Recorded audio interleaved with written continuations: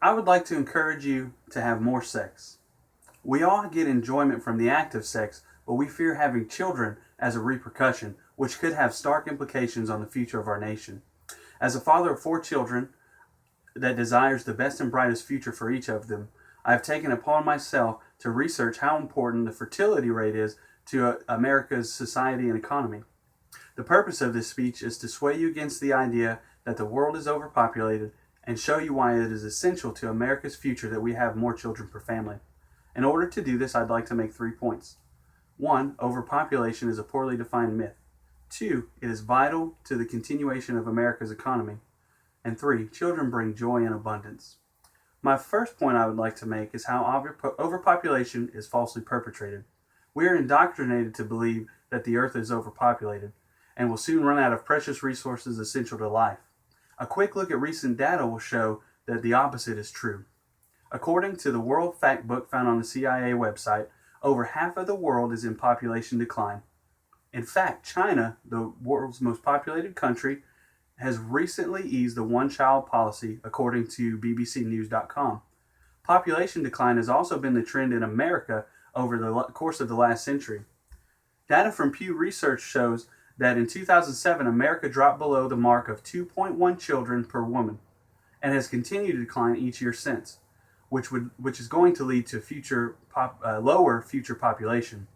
A better assumption to make would be that our cities and urban areas are overpopulated, while we have plenty of room to expand to rural areas if need be.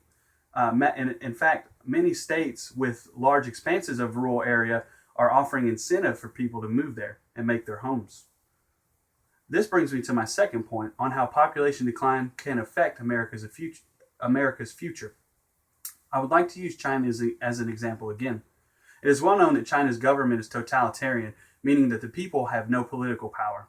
So why after almost a half century, would they ease their one-child policy? The answer is in fact quite simple. It wasn't put up to a vote. In the U.S. News and World Report, economist David Boudreaux states, everybody comes into the world with one mouth and two hands, meaning that each person typically produces more than they consume. Another way to look at that would be with America in population decline, we would have an aging population. Without enough births to replace the elderly that are retiring from the workforce, America will soon have more consumers than producers. My third point is on a lighter note. I would like to bring to light the joy that children can bring. Raising children is not easy, but this does nothing to negate the immense amount of joy that I get from each of my children. In an excerpt from the book, All Joy, No Fun, author Jennifer Senior states about children, they also create wormholes in time, transporting their mothers and fathers back to feelings and sensations they haven't felt since they themselves were young. This means one of the joys of parenting can be the reminder of the carefree bliss that we experienced in our own childhood. Being able to play games outside, read books to, and watch television and movies with my children takes me back to a time that invigorates my soul. My favorite thing about being a parent is teachable moments. As a parent, your children will ask you some of the most astounding questions you'll ever hear. When one of my daughters was 3 years old, she made the astute observation that animals have a tendency to talk on television, but not in real life. She asked me about this, and I was able to share with her the difference between imagination and reality. This moment of sharing in her independent thought process is a memory I will cherish forever. And with 4 children, I'm constantly experiencing these mind-blowingly joyful moments. To conclude, I would like to remind you that my purpose was to persuade Americans to have more children. After seeing how overpopulation has been falsely perpetrated, how important keeping the fertility rate up is to the American economy, and realizing what a joyful experience child rearing can be, I hope I've made my point.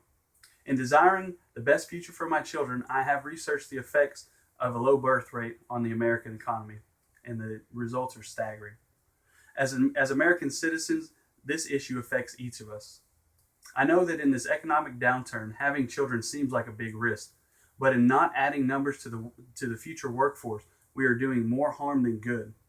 Not to mention, you could have a lot of fun in the process. Thank you for your time.